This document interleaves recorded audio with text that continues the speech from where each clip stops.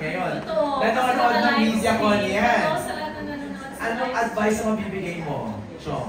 Ako naniniwala ko dun sa statement naman talaga ng Pinoy Big Brother, which is magpakatotoo sa loob ng bahay ni Kuya.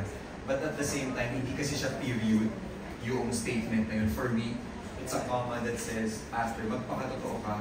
Pero kapag nalaman mo na meron ka palang pwedeng baguhin sa sarili mo sa loob ng bahay ni Kuya, it's an opportunity for you to better yourself. Magandang avenue din yun di ba? Kasi kailangan mong matuto sa pagkakamali mo. Right. Paano mo pakitulungan yung isang tao sa isang tao.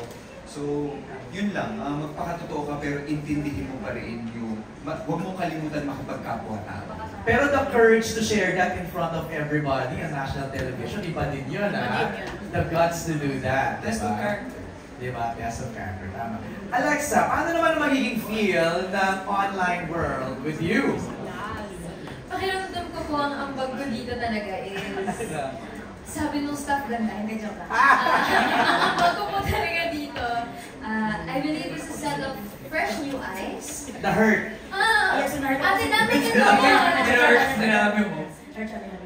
Ayun, a set of fresh eyes and may ipapamalas ko din sa mga tao online yung perspective ng Gen Z, yung values, opinions, and pakiramdam ko dahil during my season, mas nag-focus kami sa online.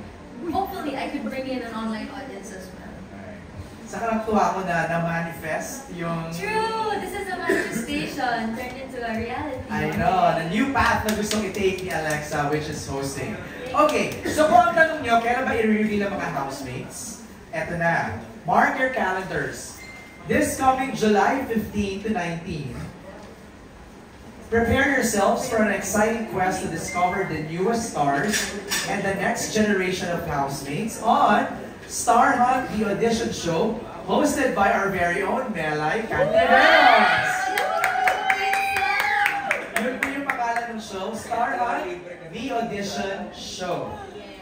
Dito, masya-show kami nagkakapasa rin talaga. Nanakit yung mga kasama ko dito. Kaya pala ng libre ng pizza.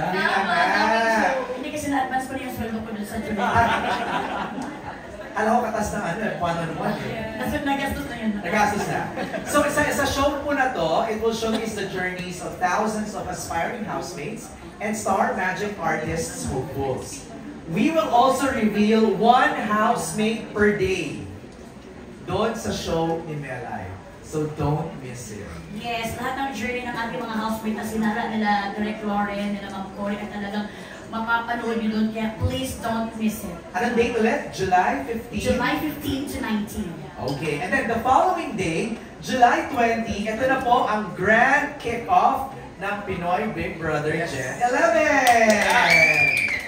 So I'm sure, makikita niyo si Robbie, si Bianca, si Enchon, si Alexa, saka si Melay. Si Kim. At si Kim sa tapat ng bahay ni Kuya for that grand kick-off day. Okay, since speaking of kick-off, i-kick-off na natin ng media Q&A with our friends from the press.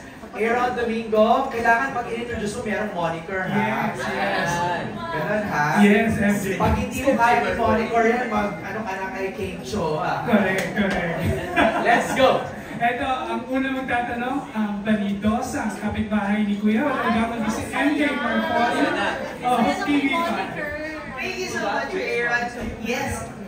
Congratulations first of all, na-excite kami din. Ang lapit na pala talaga na makilala natin yung mga maging housemates natin at mapanood natin kayo. Pero yung first question ko kay Melay, para sa mga future housemates natin, ano yung pinaka-naging challenging sa'yo upon, of course, yung journey mo sa bahay ni Kuya, na siguro pag napanood nila itong answer mo dito, may pa-pick up sila? Ang pinaka-challenge ko talaga is, syempre, yung malayo naman sa yung malayo ka pa sa pamilya mo. Yun ang pinaka-challenge mo. Homesick ka. Eh, noon wala pa nga akong masawa at anak doon. So, na-homesick na ako. Ano pa ngayon, di ba? So, yun ang pinaka-challenging kasi all in all naman, thank you Lord. Blessing talaga maging housemate sa bahay ni Kuya. Libre ka na kuryente, libre ka na tubig. Ano pang in-stay mo, di ba? At libre ka na pagkain. So, ang kuwan mo lang, magpakatotoo ka na lang at mag-enjoy. Yun na lang. Huwag ka nang madaming iniisip na kailangan manalo ka. Huwag. I-enjoy mo number one. And ang pagka-challenging, malayo ka lang sa pamilya. Yun lang. Mahirap ba mag-CR sa bahay ni Kuya? Oh. Madali lang naman, yung nanonood lang mahirap. Hindi, because kailangan talaga na may camera. Just kasi kami kanina na naki-CR kami, pinag-usapan namin yung Hindi na po yung Wala pa yan. Hindi kasi kailangan malaman kasi kunwari sabi ko bali mangyari mag-slide ka ba dyan. May mga emergency tayo pa. Pero For safety reason. Hindi yan para patingnan yung mga kuan. Kasi talagang for emergency purposes talaga yun. Yun ang kanang Kasi naliligo ka ng kuwan dun sa ano? Noong una mga hindi pa, pero nung mga kanaunan pa lang, okay na. Hindi ka nahiya. Hindi na nahiya kasi ang nahiya na yung nanonood. Gumagar na yung camera. I-share mo na yun, MJ, yung experience sa CR. Kayo, ikaw, Bianca, Oo. conscious ka ba nun? No, so, ito yung gusto namin i-share tungkol sa value sa camera. Lahat kasi yun yung tanong, di ba? So, ang camera dito sa loob ng bahay, yung sinasabi ni Mary, yung parang shush, tulad, di ba, umayari yun minsan nakikita niyo sa TV yung naglalaro yung mga housemates. Ang camera sa dalawang banyo, which is yung toilet and then yung biguan, para siyang security cam lang, lipstick camera. Hindi siya nag-zoom in, hindi siya nag-move. Kasi nga, for, parang CCTV, yung maliliit na CCTV, for emergency purposes talaga. Kasi minsan, may magagalit, tapos nag-lock doon. I think in our edition, there was someone who locked or closed the door. Tapos nandun siya. So, parang mabantayan pa rin. And then, minsan nagkakonive, di ba, nagpaplano ng mga kagyan sa bahay. May bawal yun. Is that why yung lock nasa labas? Kasi yun yung nalaman ko, na parang mali yung bukas ko. There's actually no lock. Yun, Kaya yung- meron siyang... Yung lock niya nasa labas. Yes. Parang pinipindot from the outside. So, hindi mo ka pwede i-lock from the inside. For Pero- safety purposes. Pero this season, ang camera kasi last time dito. This season sa baba na. Char-char na. Char-char. Sa taas. Continue di ba sa taas? Char-char na. Ang dumi. Ikaw, Alexa, na conscious ka ba nun? Sobra po. May nangako ako noon na maliligo ako na naka-swimsuit ako. Yes, Totoo? naka-swimsuit po ako Pagbabae talaga. talaga. Kaso, you're only allotted 5 minutes to shower. Hindi ko malbanlaw yung sabon. Nasa swimsuit. Sabi ko, ay, diba? Go enjoy the show. Wala na to, hindi na. Okay na to. Kaya talaga. Pero wala naman Kayo pakialam. mga boys. Chong, Robbie. Naka-swimsuit po ako na. Naka-swimming trunks naman ako. Okay. Oh, and that time 5 minutes eh. Tapos pwede pa yung time namin na magsabay-sabay. Tapos nag-accumulate yung 5, 5, 5. So kung tatlo kayong sabay-sabay, 15 minutes. Oh! Tapos iniba na yung rule afterwards. One by one na. Mautak kayo, ah. Oo, syempre. Okay, Chong. Same, pareho din. Nung simula, gusto ko pa naka-underwear, naka-brief ng Avon. Singit. And then, after like mga second day, third day, wala nang pakialam. Like, gawin mo na kung ano gusto mong gawin sa loob. Right. MJ, there's no footage whatsoever. Right, Any of our right. housemates naked or seen doing their personal stuff. Their privacy is very much protected. Correct. Thank you, Direk. Last na yung ano, ah. MJ. Simple lang. Thank you so much for that. Thank you, MJ. Sino next? Ito ang astig hump ng TUC. Walang iba kundi si John Milo Sivero of philstar.com. Kala ko si Romel kasi. Big sino next, ah. Sino next? So, bilang former housemates lahat, ano yung pinaka-memorable moment niyo sa bahay ni Kuya? Siyempre, ako naman unang kay para kumukha ko itong kanan.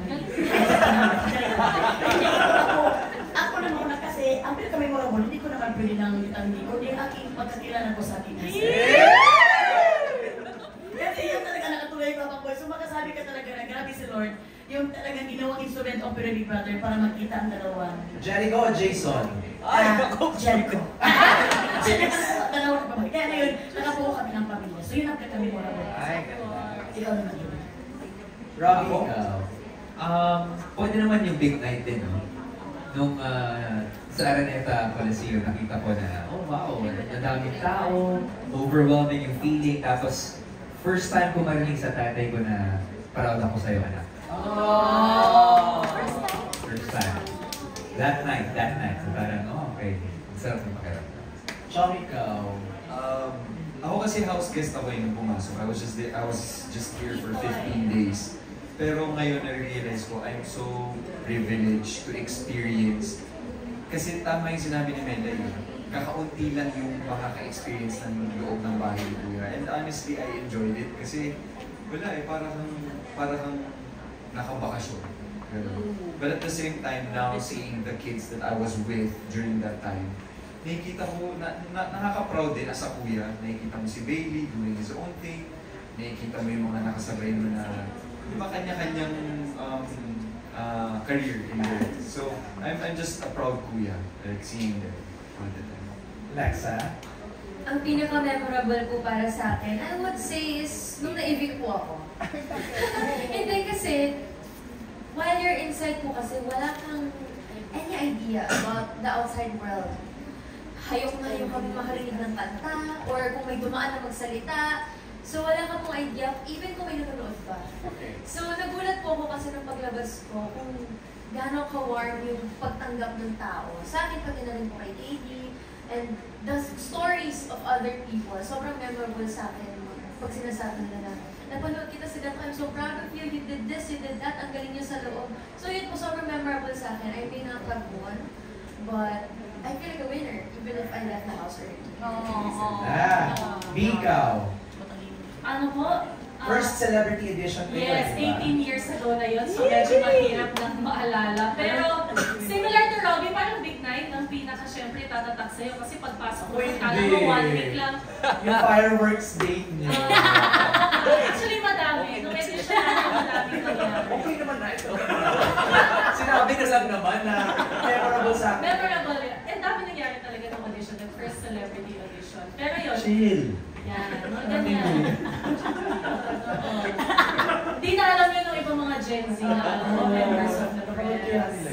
Pero isa siguro sa pinaka-memorable for a lot of housemates, yung last week bago mag-big night. Kasi dun usually yung talagang pinaka-mahirap na challenge, pinaka-like, ita-test ka talaga yung patience mo. So, yun, yung buong last week to big night. Alright. Jan Marlon. Thanks, guys. Thank you. Thank you so much. Ang next na magtatanong, ang naughty neighbor ng QC, si Biggs Almacen. Sa Tagalog, maharot. Maharot, kapit-bahay. Para wala naman ano, press release mo. Ang basag salamin ng QC. Ikaw dapat ang Pero ano, congratulations sa panibagong season and happy 19th anniversary. Thank you po.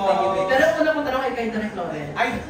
Paano nyo sa dami kasi ng mga nag-audition, paano nyo nakikita yung potential sa isang star dreamer or audition mo?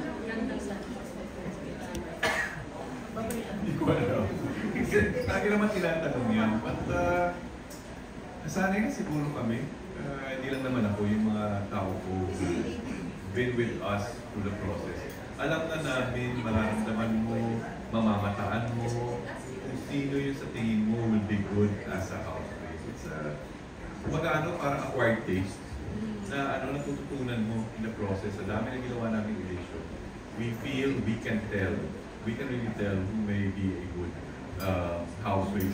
Ang nagiging challenge lang sa amin, hindi namin alam pag pinagsama-sama namin sila kung ano yung mangyayari. Hindi ko naman akalain na yung Jason na nag-audition sa Batangas ay magkakagusto din sa dalaga mula sa Gen Z.